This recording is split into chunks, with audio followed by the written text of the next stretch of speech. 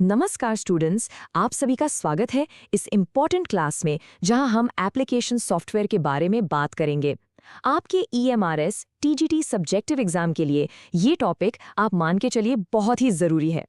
तो आज के सेशन में हम क्या क्या कवर करने वाले हैं। हम सॉफ्टवेयर कैटेगरीज से शुरू करेंगे, फिर समझेंगे कि एप्लीकेशन सॉफ्टवेयर क्या है, उसके टाइप्स क्या हैं, लाइसेंसिंग कैसे काम करती है और एंड में एग्जाम के लिए परफेक्ट समरी भी देखेंगे। तो चलिए शुरू करते हैं। ओके, तो सबसे पहले सेक्शन पर आते हैं।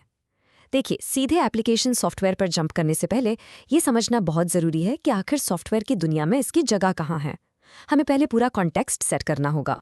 अगर एग्जाम में सवाल आता है तो आप ये सिंपल सा डायग्राम बना सकते हैं, इससे आसान हो जाता है समझाना।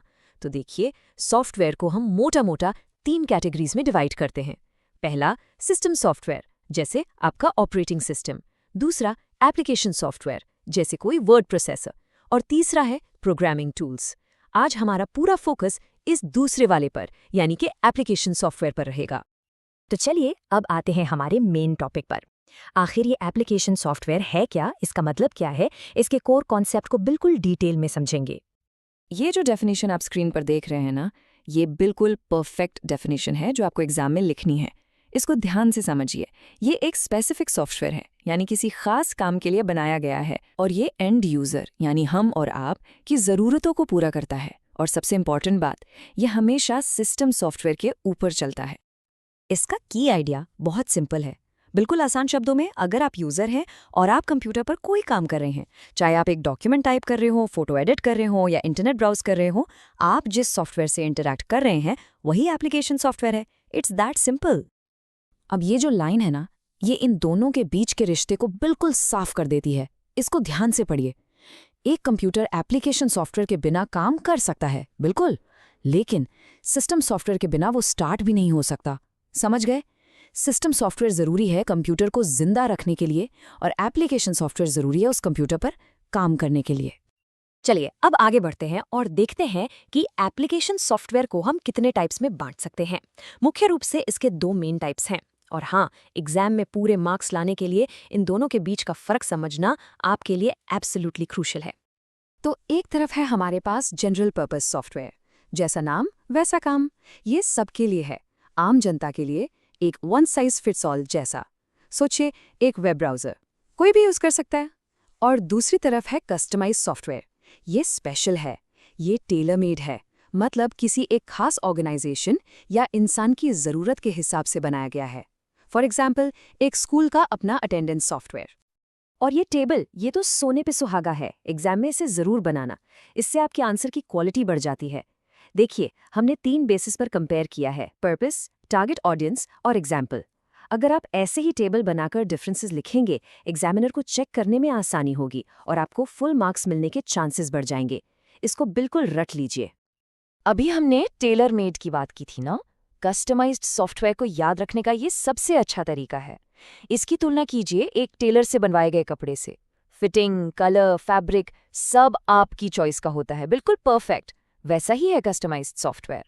जनरल पर्पस सॉफ्टवेयर तो रेडीमेड गारमेंट जैसा है जो आप स्टोर से खरीदते हैं। तो अब तक हमने टाइप्स समझ लिए, लेकिन एक और बहुत इंपॉर्टेंट कॉन्सेप्ट है जो है सॉफ्टवेयर लाइसेंसिंग। इसका मतलब है कि जो सॉफ्टवेयर बनाया गया है उसको यूज करने के क्या नियम और शर्तें हैं, वो हम तक कैसे पहुंचता है, ये भी समझना जरूरी है। सबसे पहले आता है प्रोप्राइटरी सॉफ्टवेयर। सिंपल सा फंडा है, इसके लिए आपको पे करना पड़ेगा। आप इसे खरीदते हैं, जैसे माइक्रोसॉफ्ट विंडोज हो गया या टैली।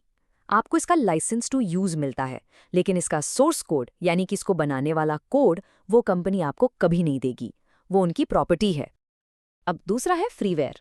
इसका नाम थोड़ा कंफ्यूजिंग हो सकता है। फ्री मतलब ये इस्तेमाल करने के लिए फ्री है, आपको पैसे नहीं देने, जैसे स्काइप या अडोबी रीडर। लेकिन इसका मतलब ये नहीं कि ये ओपन है, इसका सोर्स कोड भी आपको नहीं मिलता। तो ये फ्री है पर प्रोप्राइटरी जैसा ही क्लोज्ड है। अब फिर आती है सबसे पावरफुल कैटेगरी, फॉस, यानी free and open source software. यहाँ फ्री का मतलब सिर्फ फ्री ऑफ कॉस्ट नहीं है, बल्कि फ्रीडम भी है। ये सॉफ्टवेयर यूज करने के लिए फ्री है और इसका सोर्स कोड भी सबके लिए ओपन है। इसका मतलब आप उसे देख सकते हैं, बदल सकते हैं, इम्प्रूव कर सकते हैं। पाइथन, लिनक्स, ये सब इसके बेस्ट एग्जाम्पल्स हैं। पूरी कम्युनिटी मिलकर इसको बेहतर बनाती है। एक और सुपर इम्पॉर्टेंट टेबल आपके एग्जाम के लिए। यहाँ हमने तीनों को साइड बाय साइड कंपेयर किया है। बेसिस क्या है? कॉस्ट, सोर्स कोड एक्सेस और मॉडिफिकेशन राइट्स। एग्जाम में ये क्वेश्चन आने के बहुत हाई चांसेस हैं। इस टेबल को आराम से पॉज करके देखिए और इसके पॉइंट्स को अच्छे से समझ लीजिए। ओके, तो हमने सारे कॉन्सेप्ट्स तो अच्छे से समझ लिए, लेकिन नॉलेज होना एक बात है और उसको एग्जाम में अच्छे से प्रेजेंट करना दूसरी। तो अब हम देखेंगे कि एक परफेक्ट आंसर कैसे लिखा जाए। अगर आपको 4 मार्क का क्वेश्चन इस टॉपिक से मिलता है तो ये 4 स्टेप फॉर्मूला फॉलो कीजिए। Full marks guaranteed. Step 1 definition से स्टार्ट कीजिए।